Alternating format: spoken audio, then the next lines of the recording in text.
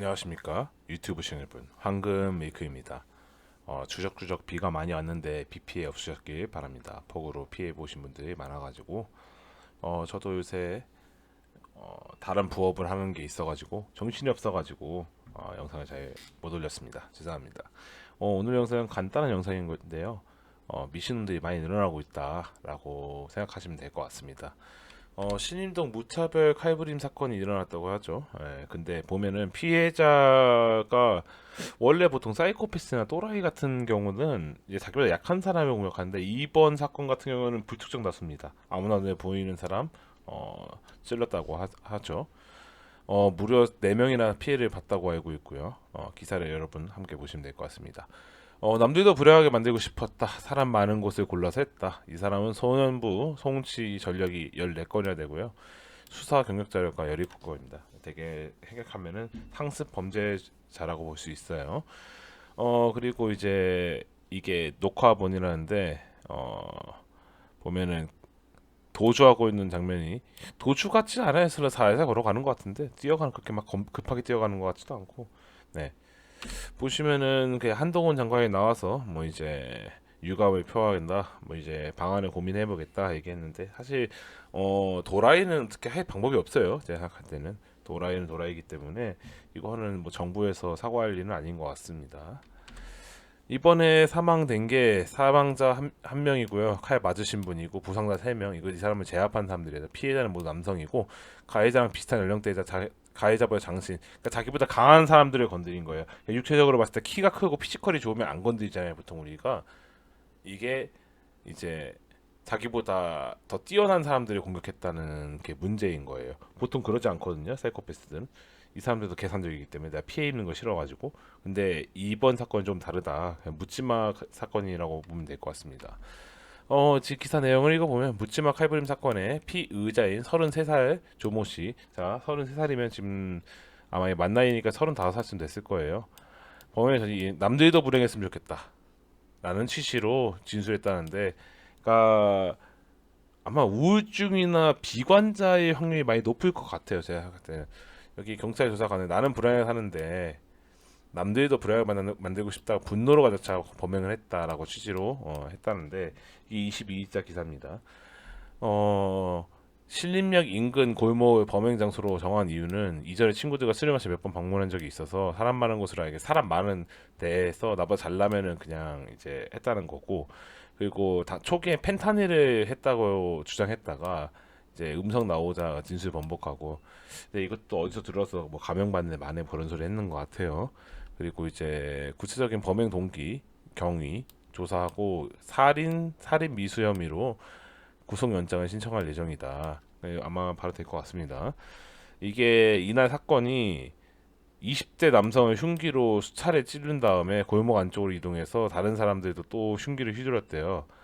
근데 보면 아까 말씀드린 자기보다 덩치가 크고 키가 큰 사람들이고 20대 남성이 이제 칼을 이제 맞고 있는 상황일 때 쉬운 말로 우리 요새 많이 하는 말로 고기방패 했죠.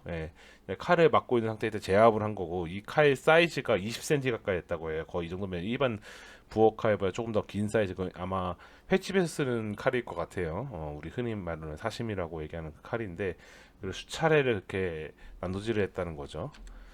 그래가지고 이제 했는데 이게 좀 의아한 게 뭐 걸스 캔드 애니팡 뭐 여자라서 당했다 뭐 이런 쌉소리 하는 애들이 있었는데 이 사람들은 불특정 다수를 건드립니다. 이번 사건만 봐도 사망한 20대 남자를 포함해 모두 피해자가 남성이고 공통점은 피해자들 키가 커서 가해자보다 크고 가해자랑 비슷한 연령대다라는 게 나보다 잘난 것 같고 사회에 불만이 많고 표출하면 이런 식으로 분노가 표출이 되는 겁니다.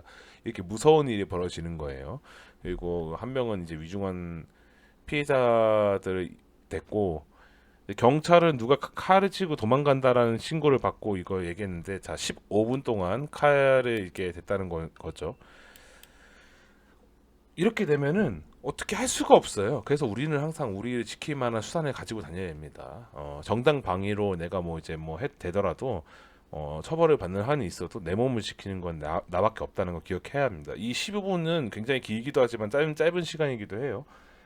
근데 짧고도 긴 시간이 생각보다.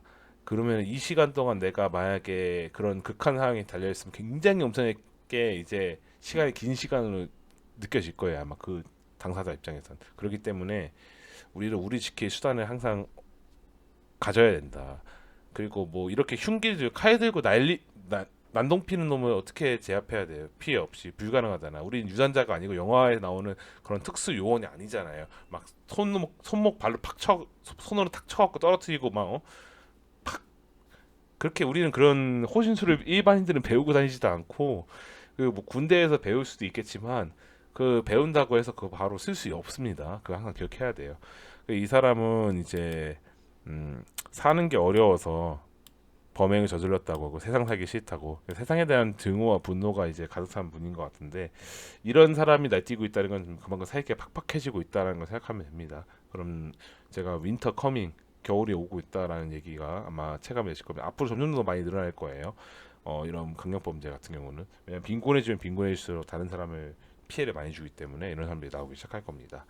오늘은 그래서 제가 얘기하고 싶은 한 줄 평은 도라이는 항상 있기 때문에 주먹을 준비해야 한다. 나를 건드릴 것 같다. 죽방을 때려야 한다. 선빵을 쳐야 합니다. 쓰레기통을 집어 던지든지 주변에 있는 모든 이제 내가 할 수 있는 반항을 해야 한다. 이 얘기를 드리고 싶었습니다.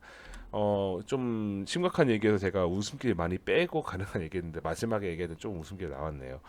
어, 이런 일이 없도록 항시 준비해야 되고 이런 일이 있을 때 뭐 가급적 사진 촬영이나 영상 촬영을 해서 증거를 남기고 경찰에 빠르게 부른 다음에 다수가 있는 경우에는 뭐 이제 가급적 최대한 몸을 방어할 수 있는 그런 방향으로 잡고 피해 안 입으셨으면 좋겠습니다.